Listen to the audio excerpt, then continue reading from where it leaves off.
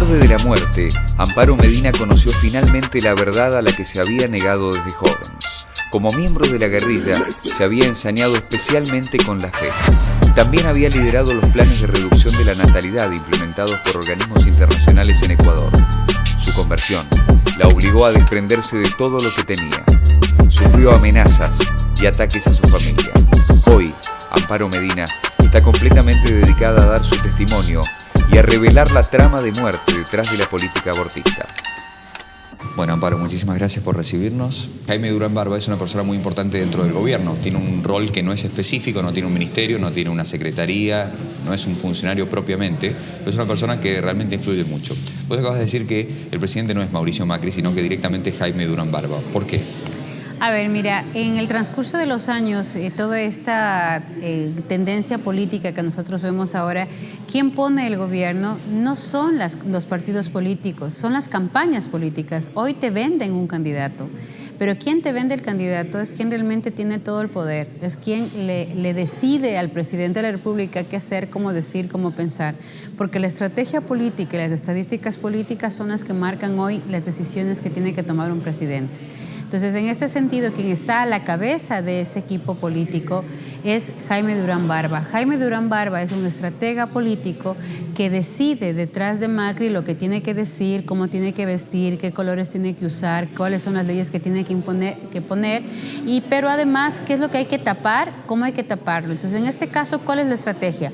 Circo al pueblo a través de la ley del aborto para que estratégicamente todo el resto de cuestiones políticas, económicas, todo lo que es la parte de la corrupción, toda la parte sucia que hay que tapar, sea la que se dé a través de las leyes que se van dando de manera simultánea entre el Mundial de Fútbol, entre la ley del aborto.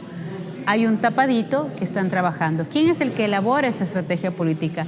Es Jaime Durán Barba. Entonces, ustedes no tienen como presidente a Macri.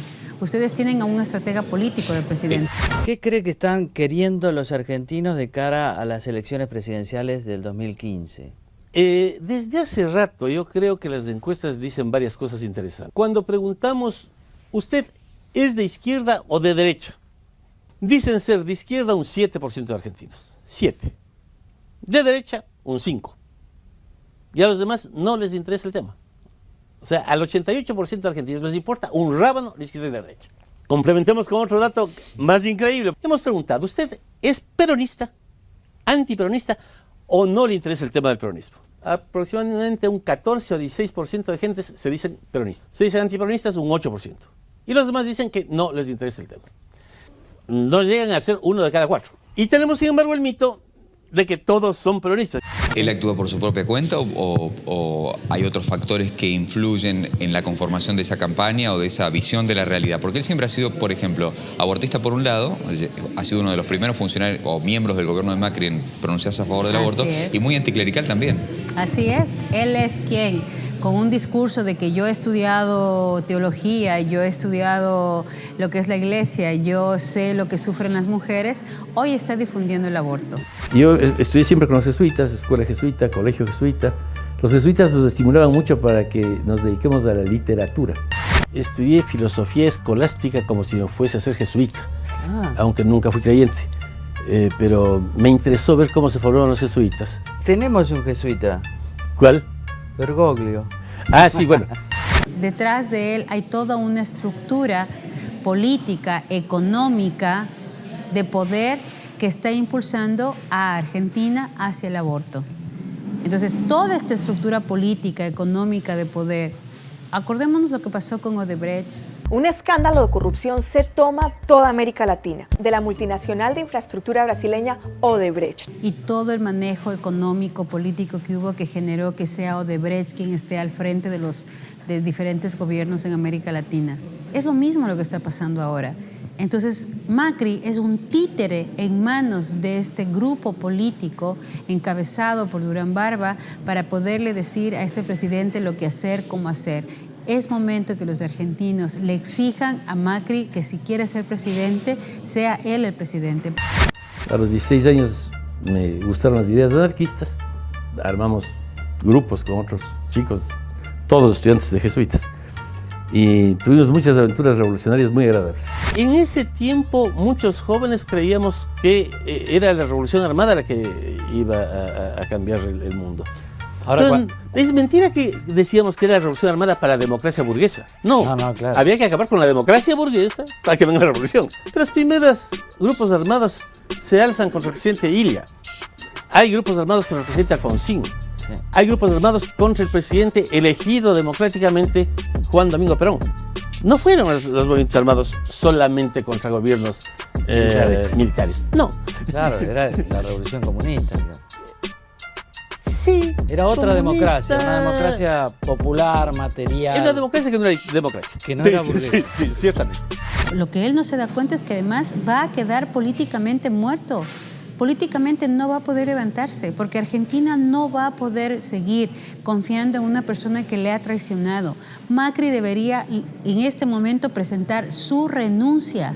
Nosotros, aquí en América Latina, estamos cansados de que organizaciones como el Fondo de Población de las Naciones Unidas, como la IPPF, como intereses económicos que están detrás del aborto, de la salud sexual y reproductiva, sigan en este momento mangoneando los intereses de nosotros como pueblos, utilizándonos a las mujeres para sus intereses. Bueno, este año ha sido muy fuerte la presión de todos esos factores internacionales, sobre todo a partir del mes de febrero, para imponer el debate sobre el aborto en la agenda. Y de hecho, a principios de marzo fue que el presidente Macri ya planteó abiertamente que el tema se debata en el Congreso, ¿no? Hace 35 años que venimos postergando un debate muy sensible, que como sociedad nos debemos, el aborto.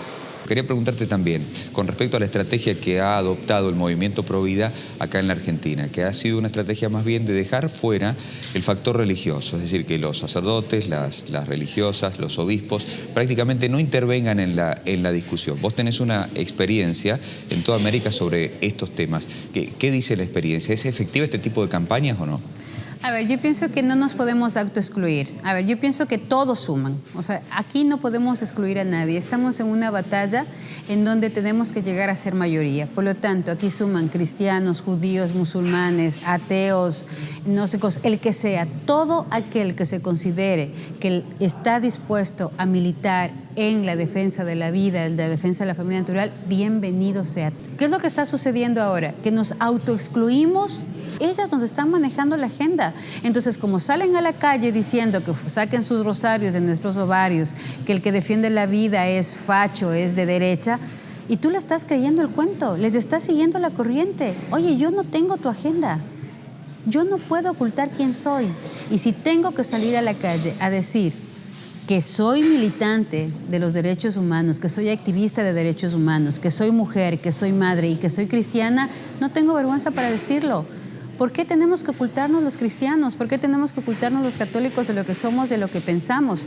Yo estoy totalmente de acuerdo en que no puedes confundir bajo ningún concepto en convertir esto en algo clerical, pero también estoy totalmente consciente de que esta batalla no se va a vencer sin Dios. Esta batalla la vamos a vencer con Dios por delante.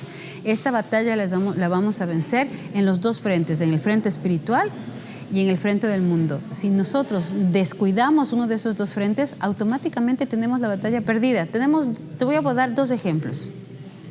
Paraguay. Paraguay es un país cristiano en donde católicos y protestantes se han unido en la defensa de la familia y han logrado tener hasta el momento aborto cero. ¿Desde qué? Desde una defensa clara y sincera de la fe y de la razón, porque las dos no pueden estar separadas. Como decía Chesterton, tú entras a la iglesia, te quitas el sombrero, pero no el cerebro. Perú, ¿cómo ha parado las leyes de ideología de género, las leyes del aborto en Perú? Con un cardenal a la cabeza que saca 2 millones de personas en la marcha Provida el 25 de marzo. Me siento muy orgulloso de estar con ustedes en esta marcha por la vida. El factor de la iglesia como convocante es fundamental. Acompañante, es parte de la convocatoria. Ni excluida, ni tampoco copando. Yo pienso que aquí el tema es acompañar. La iglesia tiene que acompañar el proceso. Bueno, lo que pasa acá es que hay muchísimas parroquias que no convocan. Una cosa es que yo sirva a la iglesia y otra cosa es que me sirva de la iglesia. Entonces yo no le puedo decir a la iglesia, usted no se meta, no quiero clérigos, no quiero religiosos, no quiero sacerdotes en la marcha, pero ¿sabe qué? Yo necesito que usted me deje en su parroquia repartir las volantes. No te sirvas de la iglesia, o estás o no estás. Si lo vamos a convocar, convocémosle juntos. Reunamos a los obispos, reunamos a los párrocos, reunamos a los pastores, reunamos a los rabinos, reunamos a todos los que pueden intervenir. Esto es una construcción en conjunto. Aquí construimos todos nos ponemos de acuerdo, todos nos reunimos, todos establecemos una estrategia y todos convocamos. Lo que me parece gravísimo es que nos pasa a muchos cristianos que yo le digo al obispo, usted no hable, usted no se meta. Pero ¿sabe qué? Yo necesito que usted convoque a la marcha. Yo te diría igual, ¿estoy o no estoy? O construimos en conjunto y convocamos en conjunto, pero no te sirvas de mí para tu convocatoria, que es totalmente diferente.